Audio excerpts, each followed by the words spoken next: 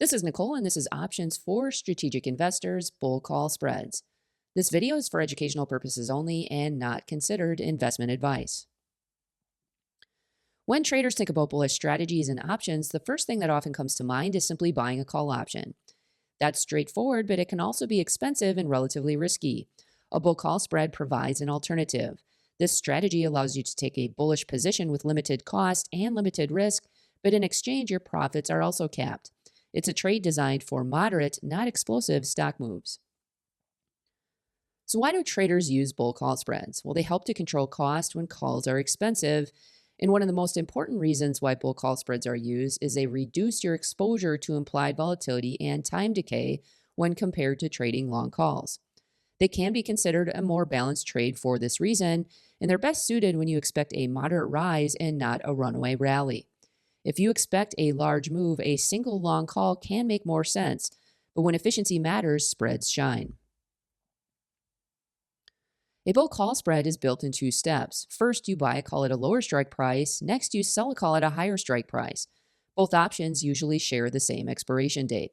Because the long call costs more than the short call brings in, the trade always begins as a net debit. The profit potential is capped above the short strike, and loss is capped at the upfront debit paid to enter the trade.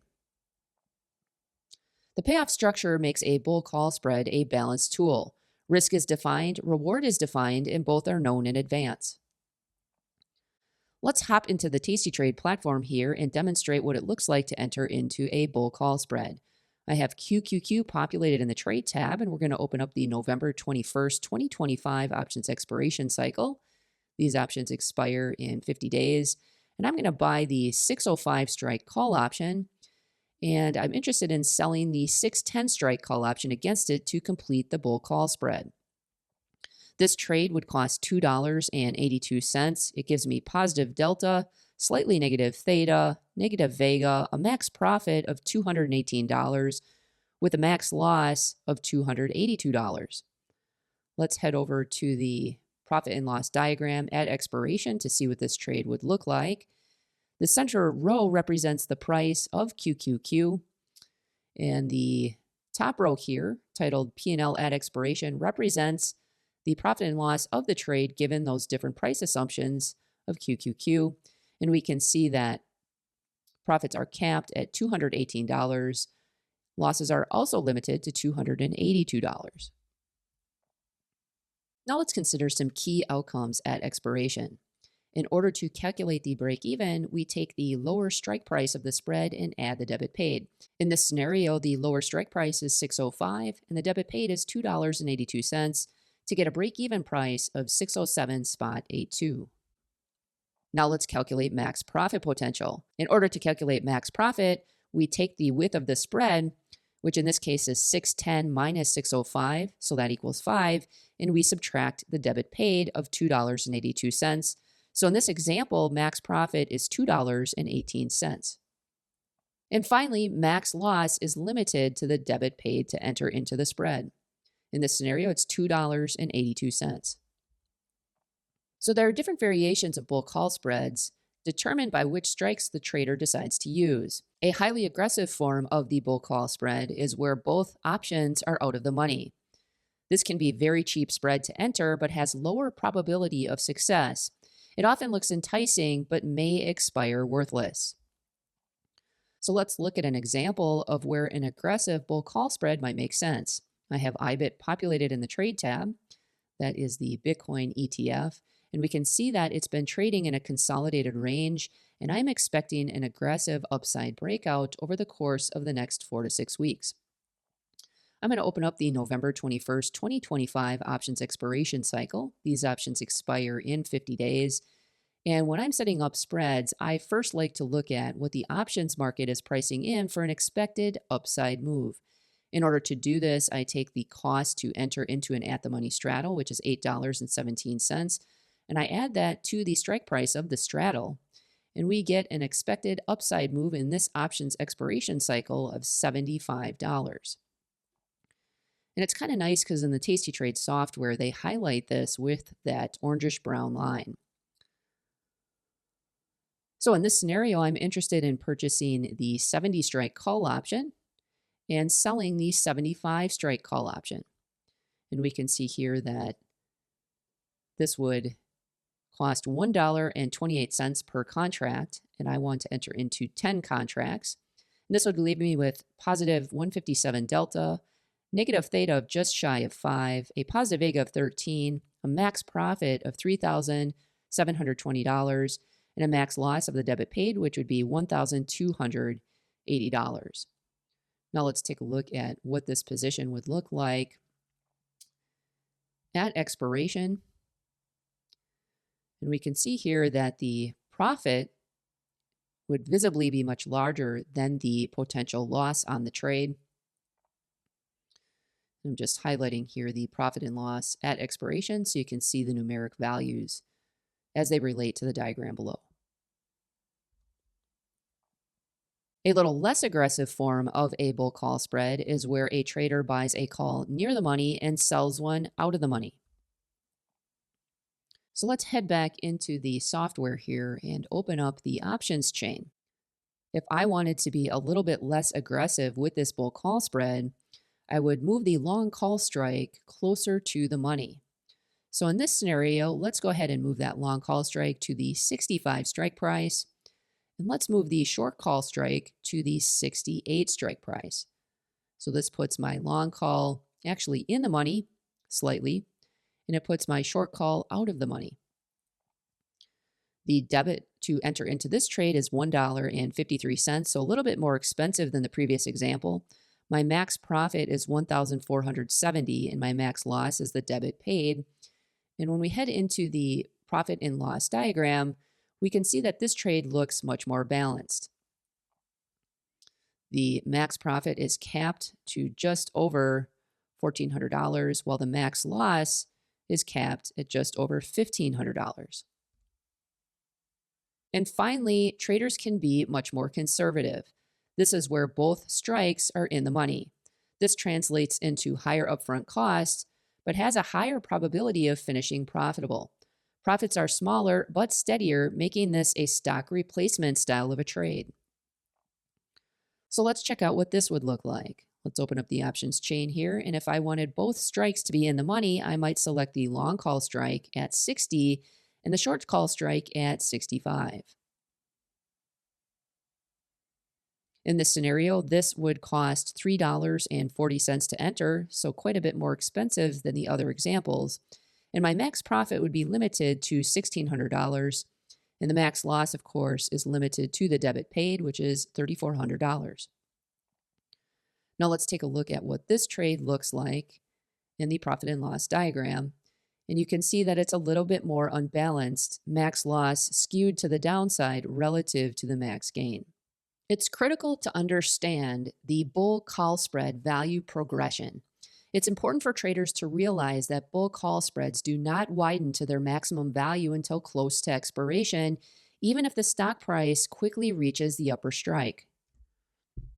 Early in the trade, both the long and short call have significant time value. The premium on the short call does not decay as fast as many traders expect.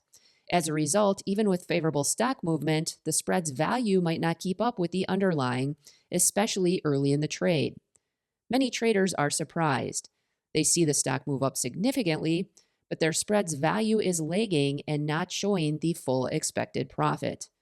This is normal. The widening of the spread payout curve doesn't accelerate until close to expiration. So let's look at a real-life example of this with NVDA. We are in the Thinkorswim trading platform this time, and I have NVDA populated in the Trade tab, and it's currently trading at $188.89. And let's say, for the sake of this example, I'm interested in entering into a 185, 190 strike bull call spread. I'm going to populate the order ticket to purchase 10 of those at a price of $2.85. And let's first calculate max profit. I take the width of the spread minus the debit paid, multiply that times 100, and since I'm buying 10 contracts, I multiply that number times 10 to get a value of $2,150. And once again, that represents our max profit. When I head into the risk profile section in the analysis tab of the software, we can see the profit and loss diagram. The x-axis represents the price of NVDA, while the y-axis represents the profit and loss of the position. The blue line represents at expiration, and the purple line represents theoretical price of the spread given today's date. So when I move my cursor, we can see what the value at expiration would be, as well as the value of the spread given today's date.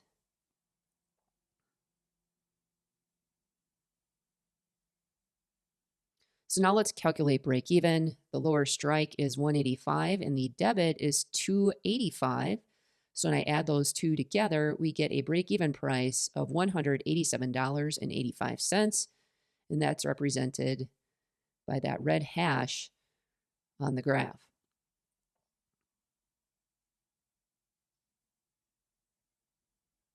So we can see that that purple line or pink line is much flatter than the blue line.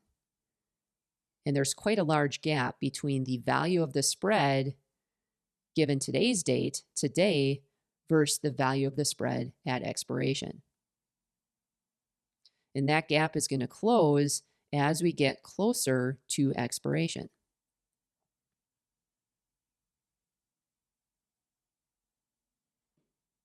Let's take a look at what that will look like as we approach expiration in the graph. So let's move the dates closer to expiration so the software can update the theoretical value of the position. So the expiration for this spread is October 17th, 2025. And as we get closer to expiration, we can see that gap narrow. So the value of the spread gets closer to the profit and loss at expiration. So you can see even the day before the spread is meant to expire, there's still a gap. And as we move the cursor through, we can see what that gap looks like numerically when we look at the highlighted box on the left. Now let's look at how days to expiration can really affect the theoretical price behavior of the spread. So if I were to enter into this trade in the December 19th, 2025 options expiration cycle, which is just under 90 days to expiration, we can see how that purple line flattens dramatically. And as we move closer to present day, I'm actually going to select the October 3rd, 2025 options expiration cycle. These options actually expire tomorrow. And you can see how the value of that spread, as highlighted in purple, is a little bit closer to the value at expiration. So the gap is closed. But the further you go out in time when entering into those spreads, the flatter that theoretical price line will be. So key points to remember are that early on, the spread's profit is limited by lingering time value in the short call. The majority of the spread's profit potential is realized deep into the expiration cycle when time decay drains the value out of the short call.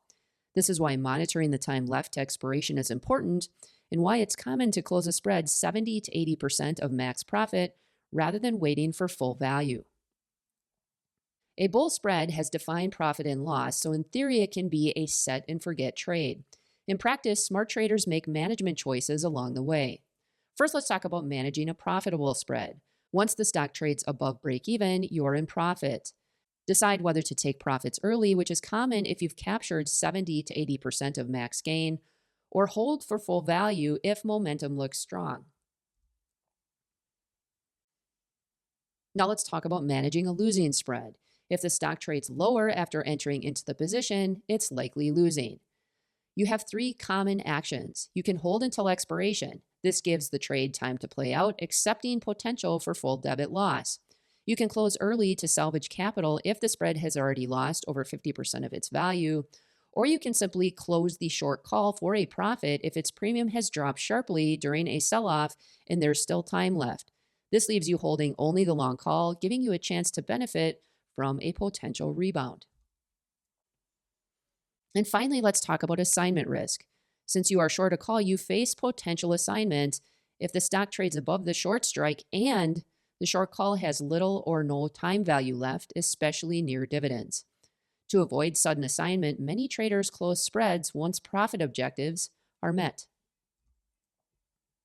Now let's talk about the Greek profile of a bull call spread. Delta is positive but capped. Net delta is less than a single long call and grows as price rises towards the upper strike and then flattens. Gamma is low to moderate. The spread has less gamma than a naked call.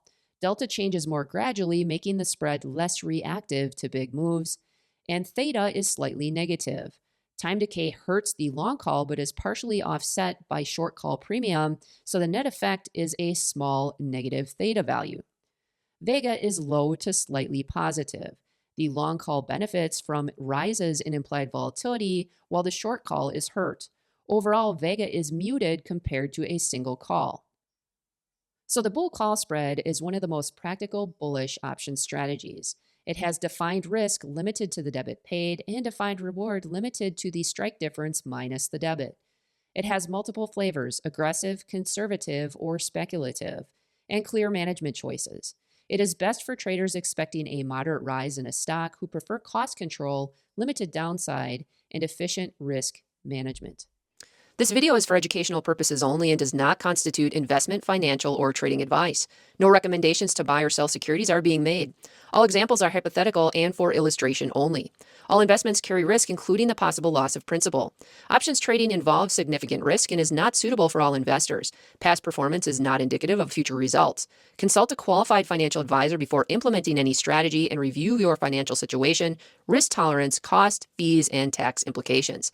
Options trading requires broker approval, and not all strategies are permitted in all account types. Returns shown are hypothetical and not guaranteed. Market conditions may change quickly, and results will vary based on market performance, timing, and execution. Read characteristics and risks of standardized options from your broker or at www.optionsclearing.com before trading options.